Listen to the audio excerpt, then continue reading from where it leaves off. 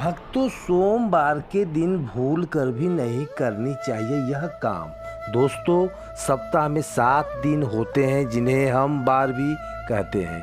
रविवार, सोमवार, मंगलवार, बुधवार, गुरुवार, शुक्रवार और शनिवार।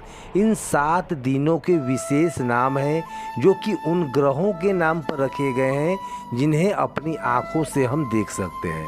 हर बार का संबंध किसी न किसी देवता की उपासना से जुड़ा हुआ है। जिस देवता का वार होता है उस दिन उस देवता का शक्ति सबसे अधिक सक्रिय होती है, और यदि हम उस देवता से संबंधित नियमों का पालन करते हैं तो हमारे जीवन पर इसका बहुत ज़्यादा गहरा प्रभाव पड़ता है। इसलिए हमें यह जानना जरूरी है कि किस दिन किस देवता की उपासना करनी चाहिए, कौन से काम करने चाहिए और कौन से काम नहीं करने चाहिए। लेकिन आज हम सप्ताह का पहले दिन यानी कि सोमवार की बात करेंगे। व्रत आदि में क्या करना चाहिए और कौन से भगवान का व्रत रखना चाहिए, क्या खाना चाहिए, किस रंग के कपड़े पहनना चाहिए, सुबह कितने बजे उठना चाहिए, इत्यादि के बारे में हम बात करेंगे, जिससे कि हम सभी नियमों का पालन करते हुए अपने दिन की शुरुआत से लेकर रात तक का कार्य कर सकें।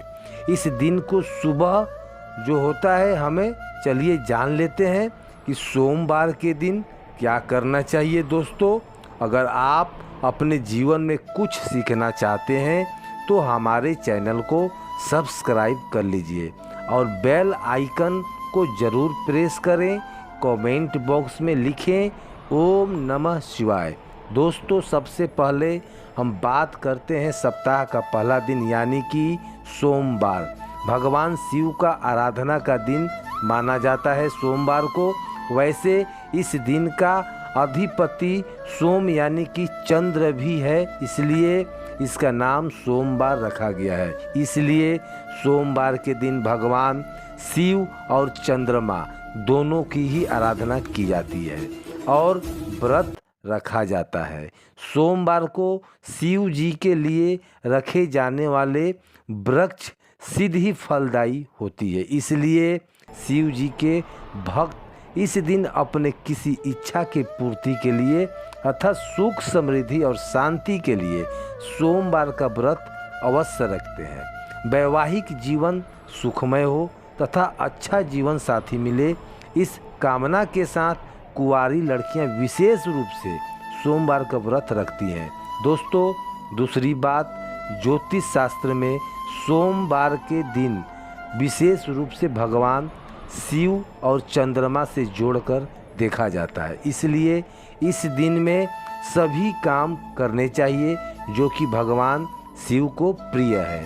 भगवान शिव के मंदिर में जाकर गंगा जल अर्पण करना चाहिए और भगवान शिव को विशेष रूप से प्रिय बेल पत्र को जरूर चढ़ाना चाहिए। शिव जी को चंदन का लेप भी लगाना चाहिए और आटे की पंजरी का भोग लगाना चाहिए। रात्रि में चंद्रमा को अर्घ्य भी अवश्य देना चाहिए। इससे जीवन में सुख, समृद्धि और धन की प्राप्ति होती है।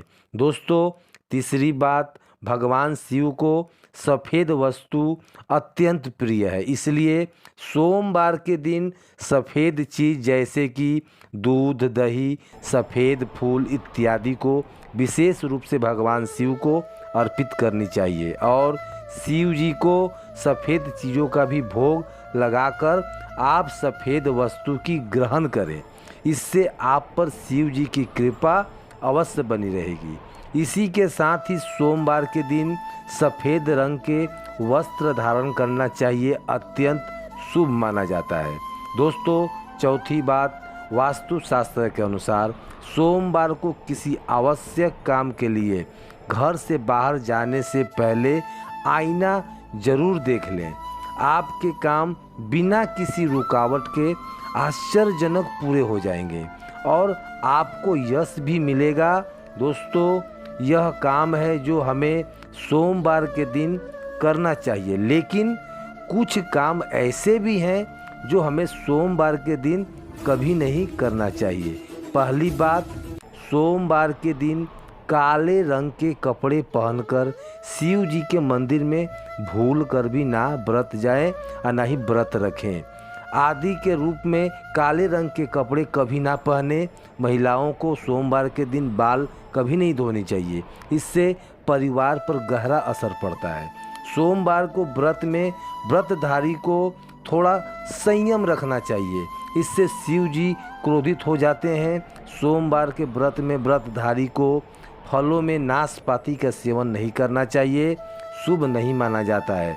दूसरी बात, सोमवार के दिन मांस का सेवन करना वर्जित है।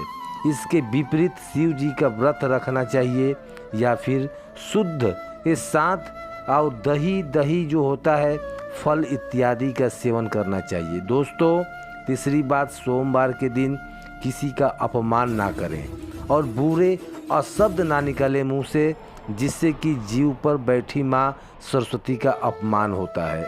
ऐसा बुरा व्यवहार सोमवार के दिन व्रत में किसी के साथ ना करें, जो है व्रत टूट भी जाता है। दोस्तों, चौथी बात, शिव जी की पूजा के साथ ही नंदी महाराज का भी पूजा जरूर करनी चाहिए। शिव पशु प्रेमी है, इसलिए सोमवार को 4 पैर वाली पशु का अर्थात गाय माता का विशेष रूप से पूजा करनी चाहिए। सोमवार के दिन गाय माता को कुछ न कुछ जरूर खिलाना चाहिए, इससे व्रत का पूरा फल प्राप्त होता है। साथ ही साथ नंदी महाराज बैल का अपमान भी नहीं करना चाहिए, उसके साथ गलत व्यवहार ना करें। दोस्तों, 5वीं बात, पूजा करते समय ध्यान रखें कि भगवान शिव को केतकी का फूल, कुमकुम, तुलसी के पत्ते, कटे पटे बेलपत्र और खंडित चावल भूल कर भी ना चढ़ाएं और शंकर में जो है जल अर्पण ना करें। शंख में जल कभी नहीं अर्पण करना चाहिए सोमवार को।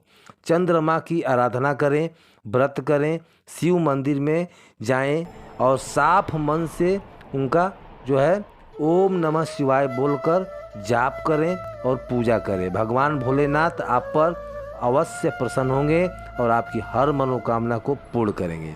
दोस्तों, खासकर सोमवार के दिन शिव की पूजा के बाद भोग लगाकर गाय को कुछ न कुछ सफ़ेद चीज़ जरूर खिलाएं, इससे आपको घर में बरकत होती है। जैसे कि बर्फ़ी, चावल, सफ़ेद लड्डू वगैरह जरूर खिलाएं, इससे कई पुण्य प्राप्त होते हैं और सोमवार का व्रत संपूर्ण सफल भी हो जाता है। मंगलवार को गाय को रोटी के साथ बेसन के लड्डू खिलाने से संपूर्ण लाभ होता है, इससे व्यक्ति का मंगल शांत हो जाता है। और वहीं बुधवार को हरा चारा यानी कि दूर्वा घास खिलाने से बुध ग्रह शांत हो जाता है, इससे भगवान गणेश प्रसन्न होते हैं। ऐसे में गुरुवार को जब भी आप गाय को रोटी खिलाएं तो थोड़ी सी आप हल्दी मिलाकर रोटी बनाएं और गाय को रोटी खिला दें, इससे भी बहुत ही पुण्य का लाभ होता है। आपके जीवन में लौकिक और अलौकिक दोनों ही फलों की प्राप्ति हो जाती है। शुक्रवार के दिन गाय को खीर खिलाएं। शुक्रवार को गाय को खीर खिलाने से शुक्र ग्रह मजबूत होता है, देवी लक्ष्मी प्रसन्न होती हैं, जिसके कारण व्यक्ति मालामाल और धनवान हो जाता है। माता लक्ष्मी मेहरबान हो जाती है और आपके घर में लक्ष्मी का वास हो जाता है। शनिवार के दिन गाय को काले तिल और उड़द पीसकर गेहूं के आटे में डालकर रोटी बनाकर खिलाने से शनि दोष शांत हो जाता है। दोस्तों, वहीं हर रविवार को रोटी के साथ अच्छा मिलाकर गाय को खिलाएं और सूर्य की महादशा ठीक हो जाती है। व्यक्ति निश्चित तौर पर धनी बन जाता है। दोस्तों, आप एक परेशानी आती है कि शहरों में लोग ऊंचे ऊंचे फ्लैट में रहते हैं। फ्लैट सिस्टम होने के कारण गाय को रोटी खिलाने में जिससे भी बहुत ज़्यादा परेशानी आती है। उसके लिए एक उपाय है, आप जिस समिति में रहते हैं वह गेट पर जो चौकीदार है आप उसको एक रोटी बनाकर दे दें। गेट कीपर को ज़रूर दे दें और उसे बोलें कि कोई गाय आए उसे खिला देना। आपके घर से एक रोटी का भाग निकल गया तो वह गाय के हिस्से में चला जाता है। यह ज़रूरी नहीं कि आप ही गाय को रोटी खिलाएं। जब गेट पर गाय को रोटी गेट पर खिलाएगा तो वह गाय रोज़ वहाँ आना शुरू कर देगी, क्योंकि नियमित रूप से जिस घर से गाय को रोटी खिलाई जाती है, गाय अपने आप ही उस घर के दरवाजे पर आना शुरू कर देती है।